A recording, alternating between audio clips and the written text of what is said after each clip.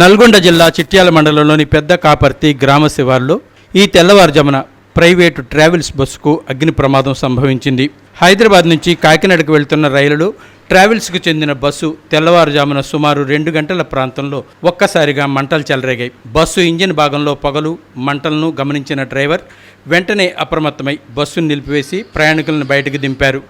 దీంతో పెను ప్రమాదం తప్పినట్లు తెలుస్తోంది. అగ్ని ప్రమాదం జరిగిన సమయంలో బస్సులో సుమారు 40 మంది ప్రయాణికులు ఉన్నట్లు సమాచారం.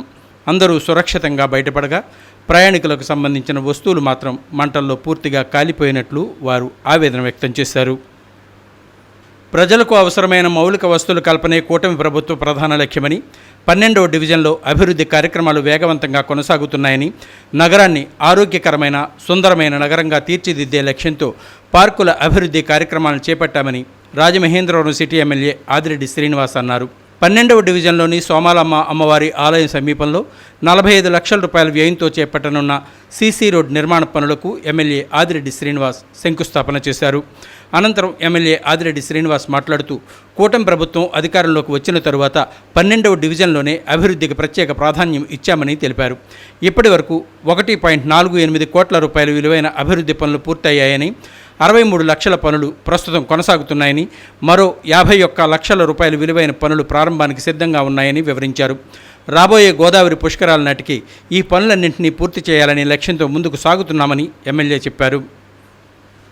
తెలుగు రాష్ట్రాల్లో ఒక పక్క బాణుడు తన ప్రతాపం చూపిస్తూ నిప్పుల కొలిమిని తలపిస్తుంటే, మరోపక్క హఠాత్తుగా నల్లటి మబ్బులు కమ్ముకుని పిడుగులతో వర్షాలు పడుతున్నాయి. ఆంధ్రప్రదేశ్ విపత్తుల నిర్వహణ సంస్థ మేనేజింగ్ డైరెక్టర్ ప్రభాకర్ జైన్ తెలిపిన వివరాల ప్రకారం రాష్ట్రంలో ఎండల తీవ్రత ఎక్కువగా ఉంది. రాష్ట్రంలోని 11 మండలాల్లో తీవ్ర వడగాల్పులు, 64 మండలాల్లో వడగాల్పుల ప్రభావం చూపించిందని, ముఖ్యంగా పోలవరం, కాకినాడ, ఏలూరు, కృష్ణా జిల్లాల్లోని కొన్ని ప్రాంతాల్లో రికార్డు స్థాయిలో 45 నుంచి 46 డిగ్రీల గరిష్ట ఉష్ణోగ్రతలు నమోదయ్యే అవకాశం ఉందన్నారు.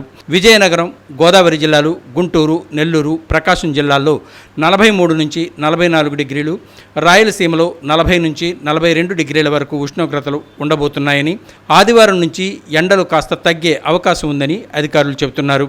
అంటార్కిటికా, ఆస్ట్రేలియా, తూర్పు ఆఫ్రికా ప్రాంతాల నుంచి వస్తున్న గాలి ప్రవాహాలను ఈ రుతుపవనాలు ఇండియా వైపు వేగంగా నెడుతున్నాయి. లక్షద్వీప్, అరేబియా సముద్రం, బంగాళాఖాతంలోని మరికొన్ని ప్రాంతాలకు ఇవి రాబోయే